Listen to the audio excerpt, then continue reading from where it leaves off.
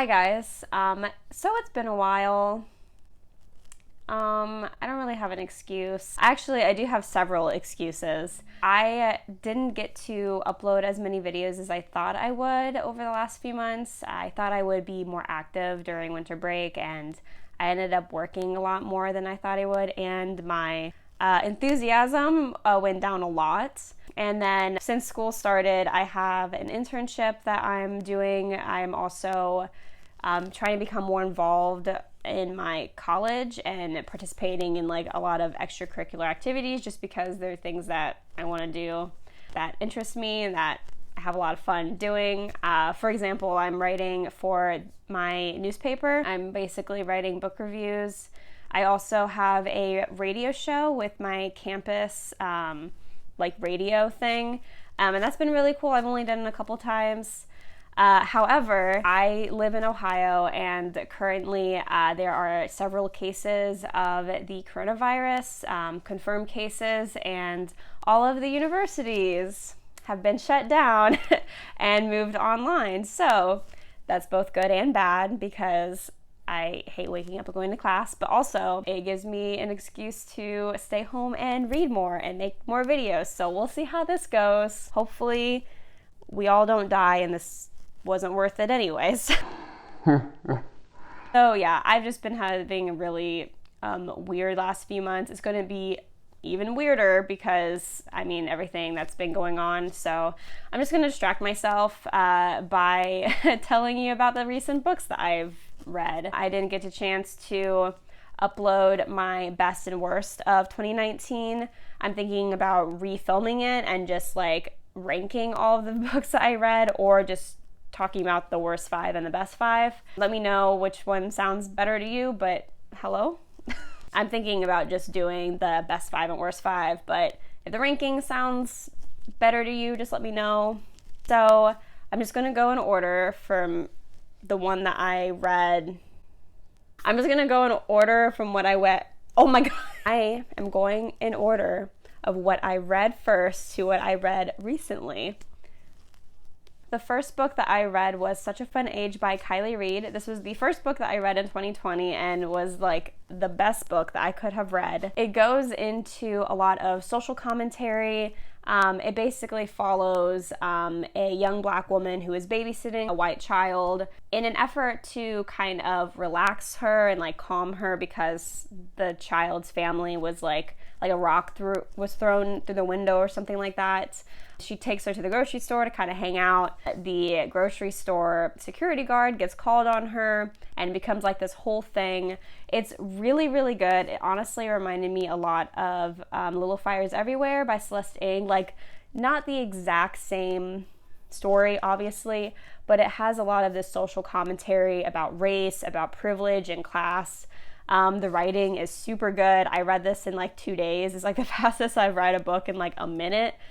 So yeah, I highly, highly recommend it. It is definitely worth the hype. So I had this idea that I would read BookTube's favorite romance books, and I didn't end up making that video, just kind of fell through like all my other videos. But this was one of the books that I read for that video, and that was Faker by Sarah Smith, I think. I did not like this book. I thought for people that like hate to love romances, this was very average, very plain. You only follow the 2 main love interests, which is like fine, I guess, but it just got really boring and really repetitive very quickly. For people that are only interested in like the romance in the story and not necessarily this sounds so mean, but if you're not interested in like drama or like family relationships or like friendships and like a bigger plot, there really isn't a whole lot going on, and I just didn't really like it. So yeah, it was 2 stars. You can read it if you want. I don't recommend it. The next book that I read, that is BookTube's darling, was Josh and Hazel's Guide to Not Dating. I say that this is BookTube's darling because when I first was introduced to BookTube, especially when I watched a lot of videos from people who read a lot of romance, they always talked about this book and how amazing it was. And this ain't it. this really just ain't it. I really don't understand why this book has so much love. Wow, I'm being so negative and critical.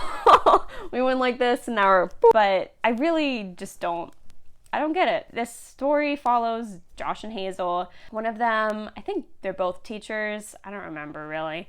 But they like know each other from college, and she had like a huge crush on him and like embarrassed herself repeatedly in front of him.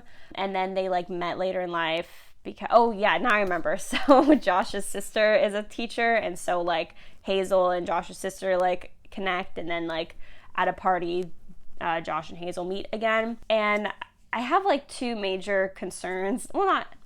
I have two major things I really did not like about this book. The first of them being that Hazel was way too quirky. Like, I don't mind a character being quirky, obviously. You should have things about your character that doesn't make them like a Mary Sue or makes them, you should just give them like a personality. If their personality is being quirky, that's not a personality. I don't know what to say. And then the second thing that really bothered me was the ending.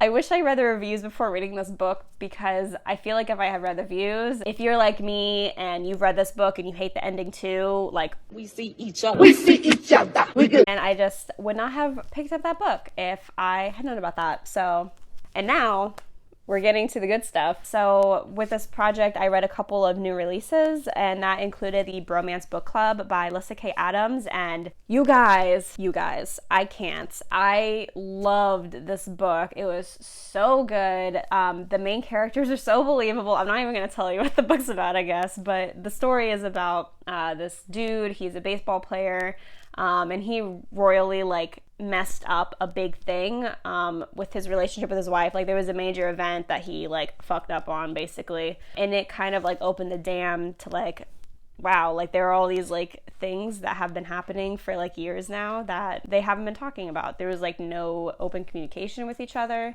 and it just brought to light that they may not be like as compatible, and so it basically starts off with the husband having to prove himself and saying like, no, I love you, our relationship, like we can work this out. And she's just like, no, it's over. So he has to like win her love back, but not in like a pursuing way, like, oh no, I'm going to like take control over you and like love on you or whatever and like make you fall in love with me. Like, he actually has to prove himself. And I just thought that was so awesome. Like, it was really, I was glued to the page the whole entire time. It was just a phenomenal book. I highly, highly recommend it. The next one is another huge hit for me, and that was Well Met by Jen DeLuca. So I originally was like, I'm not gonna like this book because it's bad Renaissance fair. And for some reason, my dumbass brain was like, it's bad Renaissance fair, that's too dorky, you're not gonna like that. But I heard enough positive reviews that I was like, okay, I'm just gonna try it out, because I heard that the Hate the Love was really good. And y'all, it is really, really good. The biggest thing that I like about Hate to Love romances is that the hate has to be believable, and not like, there is a booktuber named Books Like Whoa, Mara from Books Like Whoa. Her birth certificate does not say Books Like Whoa, but her name is Mara, and she explained that hate to love doesn't necessarily always mean like actual hate. It can also mean disdain to love, and I actually really like that phrase.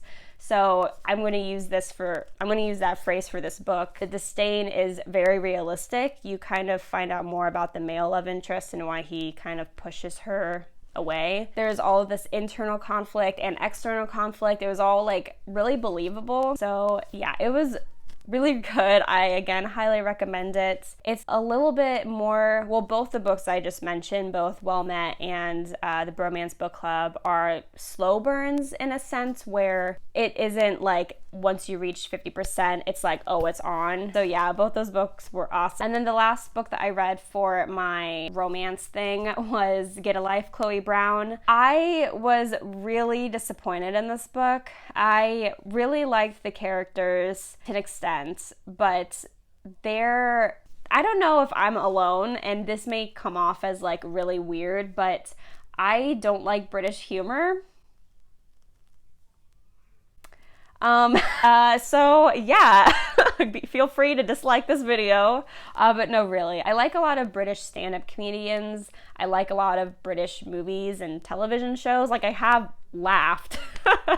But for whatever reason, whenever I read a book that is so obviously written by a British author, I just can't. I don't know. I just like, this is so, it's really stupid, I know, but like I read the book in the accent and I'm like, what does that mean? I thought the romance was a little forced. There was a little bit of like love at first sight. I don't want my review of this book to dissuade anybody from reading it because I think the representation is amazing. Like that's the reason why I picked this book, and I've heard a lot of really positive things about it, but I personally just didn't jive with it. I did like the characters, but there's some characters that was like, what you on about, mate?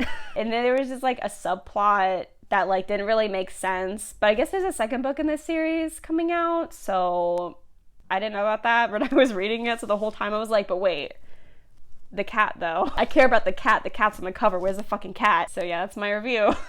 And then that kind of concludes like the big books that I read. A lot of these other books are a lot shorter. The next book that I read is a nonfiction book called Witches, Warriors, and Women. It's a collection of various mythologies and legends and like folklore about different women in different like nations. It talks about like Greek and Roman mythology, but also talks about Filipino mythology, Native American mythology, South American mythology, and it just talks about like women's role in that certain region of the world's like their legends and their history, their culture history. So I just found it really interesting. It didn't really move on beyond those expectations, so I just gave it a 3 stars, but it is very interesting and I highly recommend it if you're interested in that kind of thing. The art is really simple and beautiful, so that was like something that I really liked about it. And then for school, I did actually read a poetry book. I love how I said that. I did actually read a poetry book, guys. I'm legit. I read a really amazing poetry book called The Life on Mars by Tracey K. Smith. She was the United States Poet Laureate. Yeah, that's how you pronounce it. She was the United States Poet Laureate for a couple of years, and she won the Pulitzer Prize, I believe, for this collection, and it's amazing. It's really, really beautiful. I feel like even if you don't read this poetry collection in a classroom like I had the pleasure of doing, because it definitely enhanced my reading and understanding of it, I feel like even if you aren't reading it for a class, you will still get so much out of it. Tracey K. Smith is grieving the death of her father, and her father actually worked on the Hubble Space Telescope, and there's a lot of symbolism with space, with life and death, obviously. She references a lot of old school sci-fi movies and like Stanley Kubrick, David Bowie. I would just really recommend like even checking Tracey K. Smith out herself. I'll leave a couple videos if I find, there were some that were shown in class that I really enjoyed, so if I find them, I'll link them down below. But she's just such an eloquent speaker, and it's just so thoughtful and inspiring. I really like this. It's obviously a really short, quick, easy read. So if you're interested in something like that, I highly, highly recommend it. My second 5-star of the year. Next, I read The Silver in the Wood, and this is basically a fairy tale, I guess. I'm not really sure what to call it.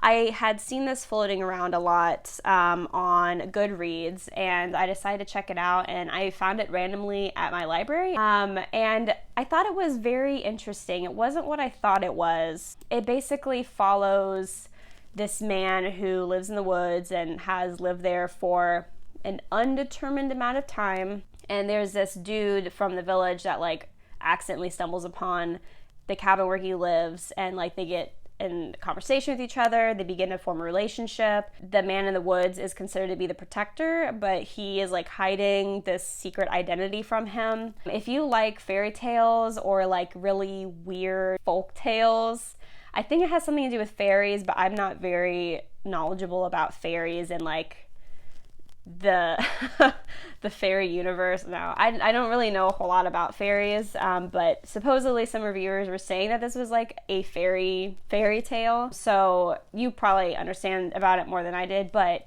given that I know nothing about it, I still really enjoyed it. I basically sat down and like read this all in one sitting, and I just really felt immersed in the story. The writing is beautiful. It's very creepy, and I had to take a couple breaks because I was reading it at night in like a house that I was dog sitting at. And so it was a little creepy. Yeah, it was just really, really good. So yeah, those are all the books that I read in January and February. Sorry again that I have not been very present online. I'm still like pretty active in like the booktube community. I try to watch as many videos as possible. If I missed yours, like please comment down below and like I'll watch your videos and I'll try to like comment on them. And I'm also very active on Twitter. I am on Instagram. I just don't post there very often because I'm real bad at taking pictures. Thank you guys very much for watching. Please like and subscribe because this coronavirus is making me housebound. So I'm gonna be reading and hopefully posting a lot more content. Bye! I've been cheated by you since I don't know when. So I made up my mind, it must come to an end. Look at me now.